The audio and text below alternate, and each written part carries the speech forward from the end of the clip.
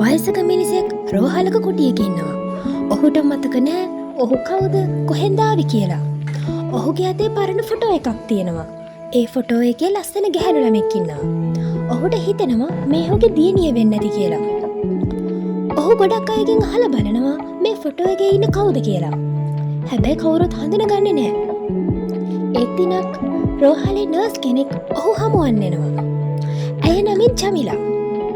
ඔහුට හිතෙනවා චමිලාගේ හඬ අසාපුරුදු බව. ඇයගේ මුහුණ පුරුපුරුදු බව. නමුත් ඇය කිසිවක් පවසන්නේ නෑ. ටික දිනකට පසු ඔහු මිය යන්න ආසන්නම ඉන්නවා. එවිට ඔහු චමිලට ෆොටෝ එක දීලා මේක අයිති කෙනාට දෙන්න කියලා ඉගෙන ඉල්ලනවා. ඔහු කියනවා ඔහුට ඇයව අමතක වුණාට ඇයව ඔහුට දැනෙන බව. චමිලගේ දැස්වලට කඳුළු වෙනවා. ඇය ඔහුගේ දියණිය. නමුත් ඔහුට එය මතක නෑ.